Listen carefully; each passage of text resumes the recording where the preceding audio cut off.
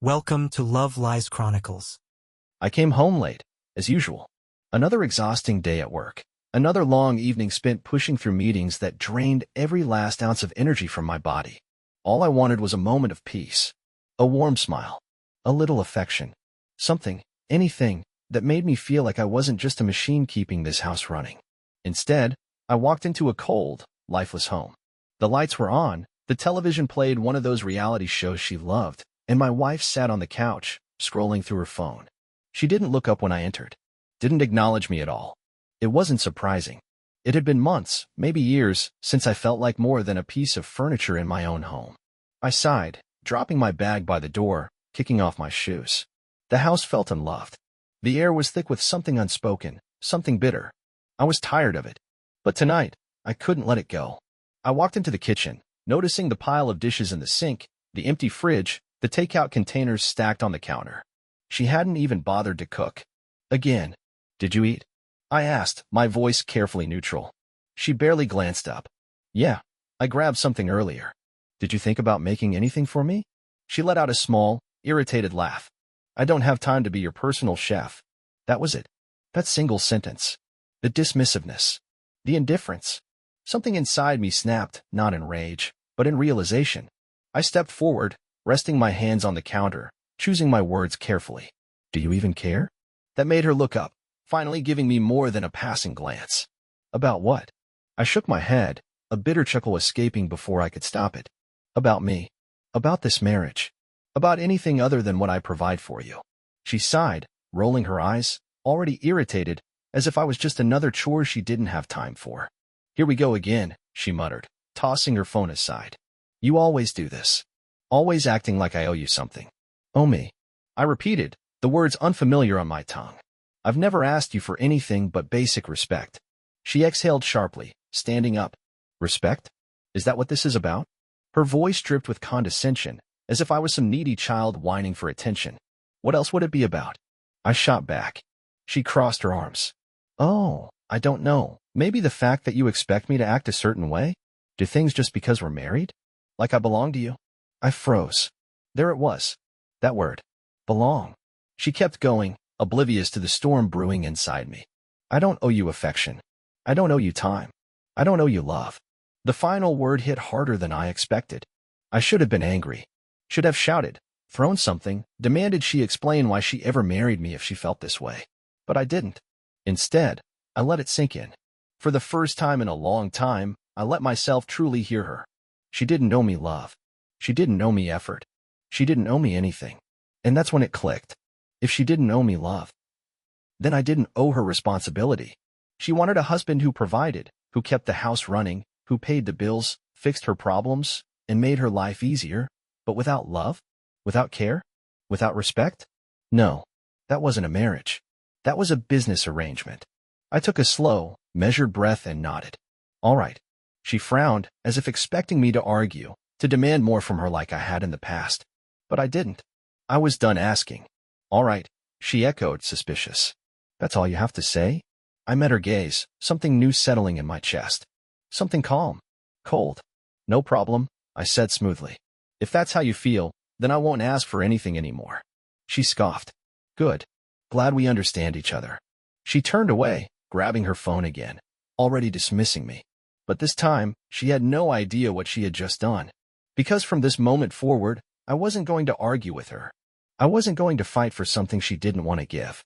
I was simply going to give her exactly what she asked for. And she was going to hate every second of it. For the first few days, she didn't even notice. She thought I had let it go.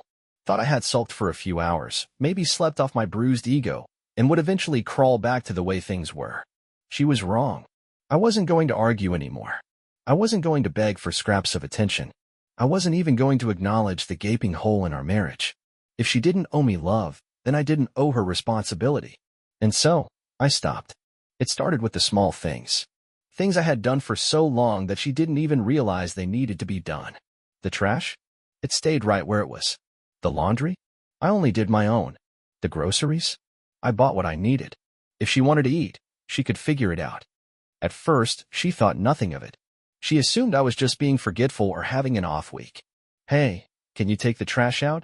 She asked one evening, scrolling on her phone without looking up. I glanced at the overflowing bin, then back at her. Calm. Unbothered. I thought you had that handled, I said. She frowned. Since when do I handle the trash? I shrugged. I don't know. I guess I figured we're both independent now, right? She rolled her eyes. Seriously. I said nothing. Just went back to reading my emails. She muttered something under her breath and took the trash out herself. The first crack. A couple of days later, the fridge was practically empty.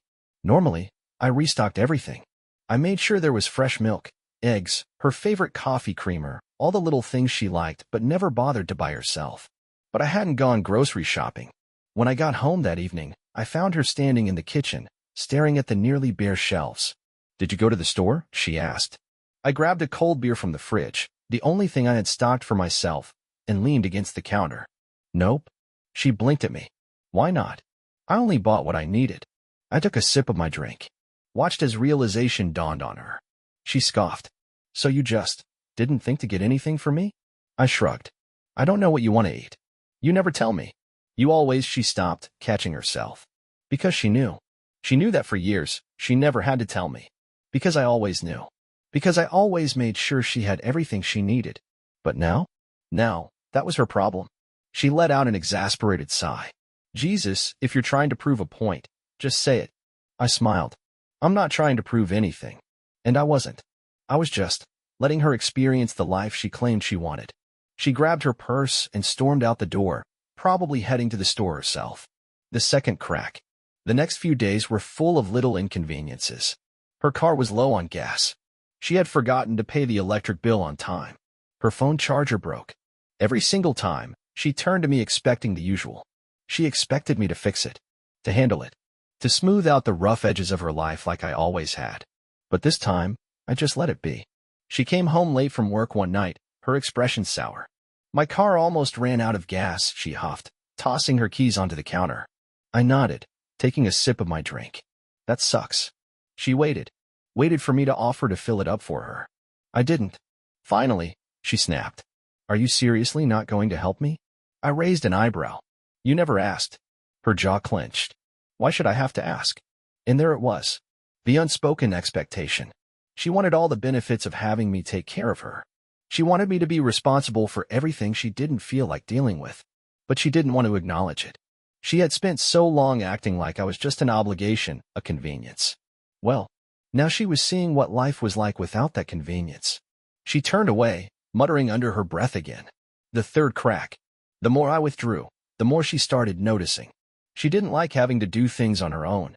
She didn't like that I wasn't jumping to fix her mistakes. She didn't like that she had to think for herself. And slowly, her attitude started to change. She started paying attention to what I was doing. Or more specifically, what I wasn't doing. She wasn't used to this version of me. The one who didn't bend over backward to make her life easier. The one who didn't ask for attention or affection. The one who no longer gave a damn. And that's when she finally broke. One night, she sat beside me on the couch, arms crossed, her voice tight. You've been acting weird lately. I glanced at her. Oh. She frowned. You're distant. I gave a small, knowing smile. I thought that's what you wanted. She opened her mouth to argue, but stopped. Because she knew. She knew exactly what she had said that night. Knew that she had been the one to draw the line in the sand. And now that I had finally stepped back, she hated it. She shifted uncomfortably, biting her lip. I just don't get why you're being like this. I set my drink down and turned to her fully, my expression unreadable. You said you don't owe me anything, I said calmly. So I figured I don't owe you anything either. She stared at me, stunned. For the first time in a long time, she didn't have a response. She had no idea how to handle a version of me who didn't try. And deep down, I think she was starting to realize something. She never wanted true independence. She just wanted all the benefits of a husband without having to be a wife. Too bad. Because I wasn't playing the game anymore. And the cracks? They were only going to get bigger.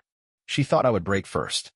She thought this was just a phase, that I was throwing a tantrum, and that I'd eventually go back to handling everything for her like always. She was wrong. At first, she brushed off the changes, convinced that if she ignored them long enough, I'd snap out of it. But little by little, her perfect system, the one that ran on my effort and her expectations, began to fall apart. It started small. One evening, I walked into the kitchen to find her standing at the sink, staring at the pile of dirty dishes. Normally, I'd be the one to take care of them without a second thought. But tonight, just like every other night lately, I had only cleaned up after myself. "Are you just gonna leave these here?" she asked, her voice edged with irritation. I didn't look up from my phone. "They're not mine." She let out a short, humorless laugh. "Wow, real mature." I shrugged. "We're both adults, aren't we?" She muttered something under her breath before storming off. But later that night, when she thought I was asleep, I heard the quiet clinking of dishes as she washed them herself. The first real crack. Then came the groceries. For years, I had done the shopping, making sure she always had what she liked, her favorite coffee creamer, the snacks she never had to ask for, the meals she always assumed would be in the fridge. But the fridge was nearly empty now. I sat at the table, eating a simple meal I'd prepared for myself, while she stood by the open fridge, glaring at the empty shelves. "You didn't go grocery shopping?" she asked, turning to face me. "I bought what I needed." She closed the fridge door a little harder than necessary. "And nothing for me?" "I didn't know what you wanted." Her mouth opened as if to argue, but then she shut it just as fast. Because the truth was, she had never needed to tell me before. She grabbed her purse and stormed out, probably heading to the store herself. Later that night, I noticed she didn't bring home half the things I used to buy for her. She had never actually paid attention to what she needed, because she never had to. She was starting to feel it, the weight of true independence. Then came the real test. One evening, while I was at work, my phone rang. When I saw her name on the screen, I already knew what it was about. I let it ring a few times before finally answering. "My car broke down," she said, frustration clear in her voice. "It won't start, and I'm stuck in a parking lot." I leaned back in my chair. "That sucks." Silence. Then a sharp exhale. "Are you coming to get me or not?" "You can call a tow truck." A beat of silence. Then, "You're serious?" "Very." She scoffed. "You've always taken care of this kind of stuff." "That was before," I said evenly. "I figured you had it handled." Her voice turned sharp. "Why are you being like this?" "I'm just giving you what you wanted." Another silence. This one longer. Heavier. She didn't argue anymore. She just hung up. Later that night, when she finally came home, she slammed the door harder than necessary. "Do you even care?" she snapped, throwing her purse on the counter. "I was stranded out there for over an hour. I barely looked up from the book I was reading." "You figured it out, though, didn't you?" Her jaw tightened. "That's not the point." "It is, actually," I said, closing the book. "You said you don't owe me anything." "Well, I don't owe you either." Her lips parted slightly, like she was about to say something, but no words came. That's when it hit her. She had spent so long convincing herself that she didn't need me, that she could do everything on her own. But the truth was, she never had to, because I had always been there. And now, she was realizing what life without me actually looked like. A few days later, she stood in the doorway, arms crossed. "The electricity bill is overdue." I looked up at her, waiting. "Well?" she pressed. "Well, what?" She threw her hands up. "Are you not going to take care of it?" I shrugged. "It's in your name, too." "That's not the point." "It is, actually," I said, leaning back. "I always handled it before, but I figured you wanted to be independent." Her nostrils flared, and for a moment, I thought she might actually scream. But instead, she stormed off. Later that night, I heard her on the phone with customer service, trying to figure out how to pay the bill. She was unraveling. The real turning point, though, didn't come at home. It happened when she was out with her friends. For weeks, she had been pretending everything was fine, keeping up the illusion that she was in control. But I wasn't covering for her anymore. So when one of her friends casually asked, "Hey, didn't you just have your car serviced recently?" she hesitated. Yeah. I mean, well, not exactly." Another woman frowned. "Didn't your husband used to handle all that?" A different friend chimed in. "Yeah, I thought he always made sure your car was taken care of." She forced a laugh. Things have changed. And that's when it hit her. They weren't looking at her with admiration anymore. They weren't jealous of how effortless her life seemed. They pitied her. She came home that night quiet. Didn't slam doors. Didn't throw her purse.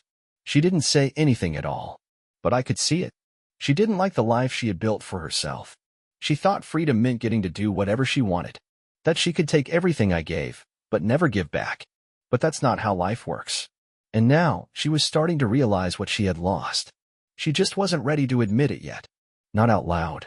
Not to me. Not to herself. But the moment she finally broke, it was coming. And I was going to be right there when it happened. Watching. Waiting. Silent. Because she had no one to blame but herself. She had held out longer than I expected.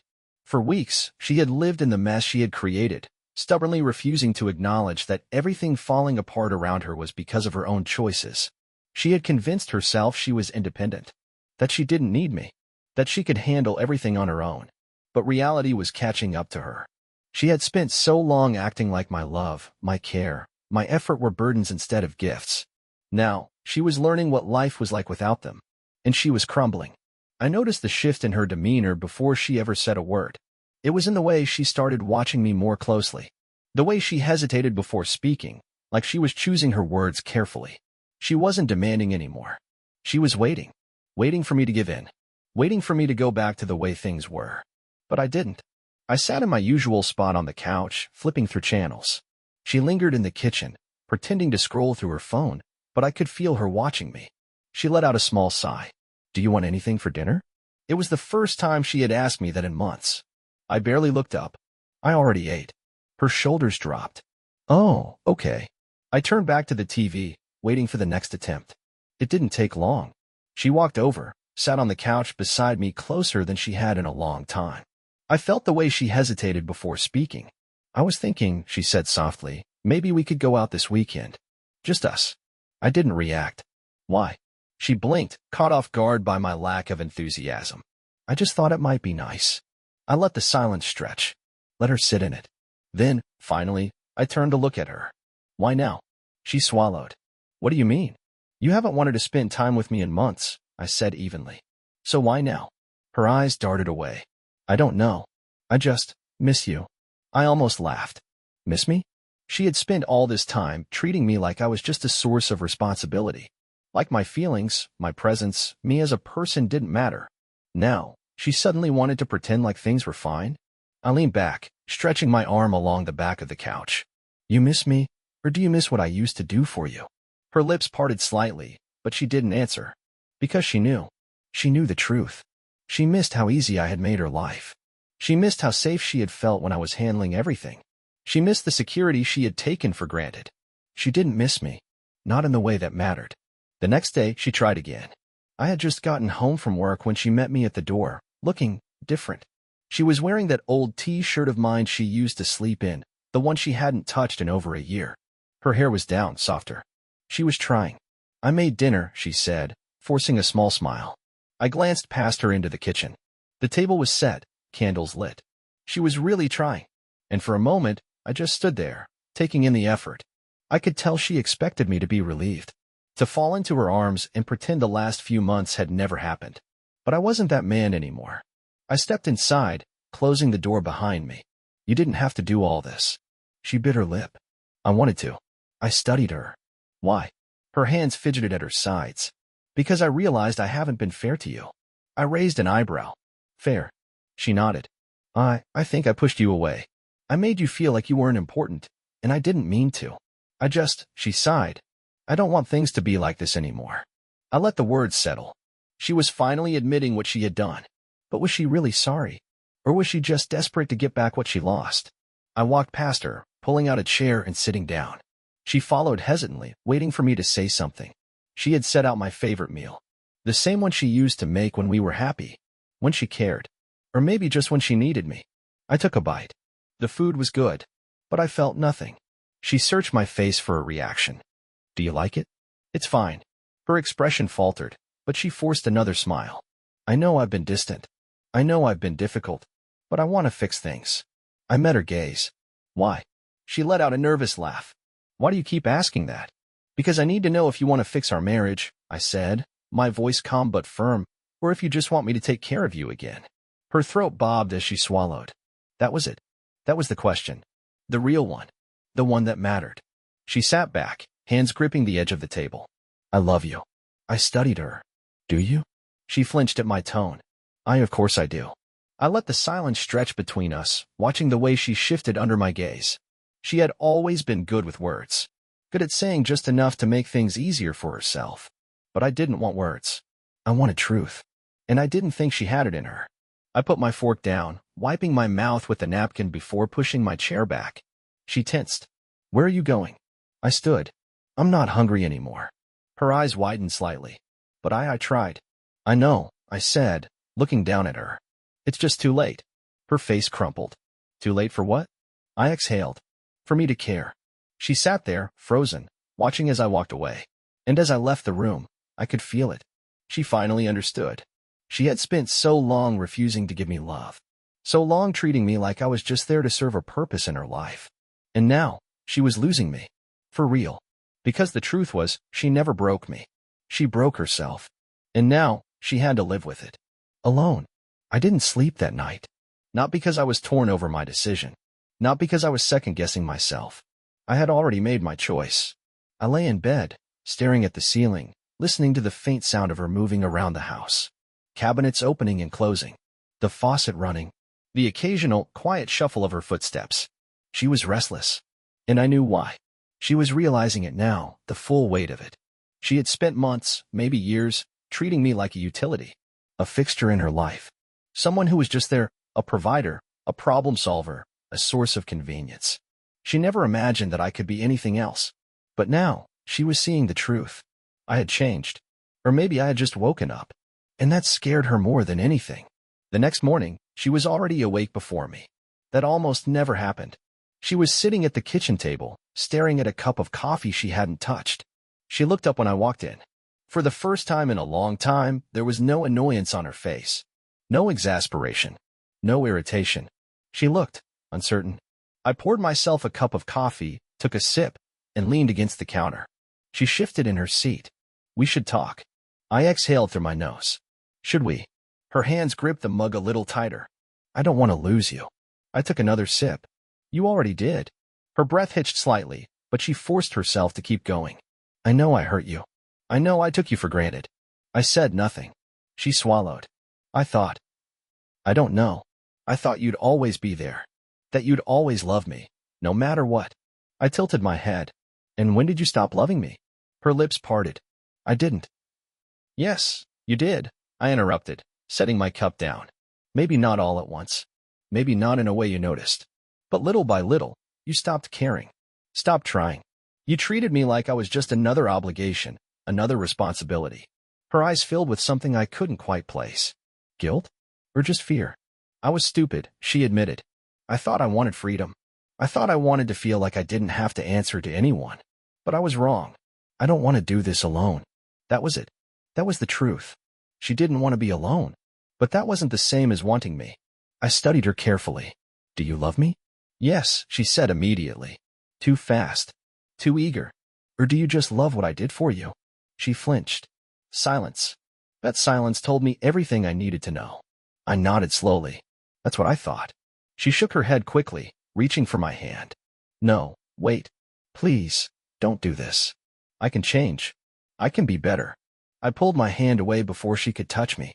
You don't get it, do you? Tears welled in her eyes. Then help me understand. I leaned forward, resting my hands on the table, my voice calm. You want me now because you finally understand what you lost. But what if I hadn't changed? What if I had kept doing everything for you, kept letting you treat me like I didn't matter? Would you have ever realized how wrong you were? Her lower lip trembled. I don't know. I nodded again. That's the problem. She sat there, frozen. She knew. She knew she hadn't loved me the way she should have. She had loved the version of me that existed to serve her. Not the real me. Not the man sitting in front of her now. She let out a shaky breath. Can't we fix this? I looked at her for a long moment. Then, finally, I spoke. No. The word hit her like a slap. She flinched, her entire body going stiff. No. I straightened up. I spent years trying to fix this. And you didn't care.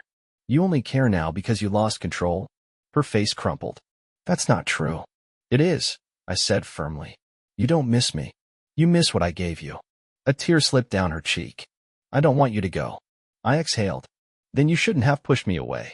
She covered her face with her hands, shoulders shaking. I waited, letting her sit in the weight of her own regret. Maybe she truly was sorry, but sorry wasn't enough. Not anymore. I grabbed my keys from the counter. Where are you going? She asked, voice thick with tears. I looked at her, really looked at her, and I felt nothing. I'm leaving. Her whole face fell. For how long? I didn't answer. Because we both knew the truth. I wasn't coming back. I walked to the door, opened it, and stepped outside. The air was crisp, fresh. For the first time in years, I felt light, like I was finally free. And as I walked away, I didn't look back, because she wasn't my responsibility anymore. And that was the most liberating feeling in the world. Dear listeners, please share your thoughts in the comments, and do not forget to like, share, and subscribe to the channel.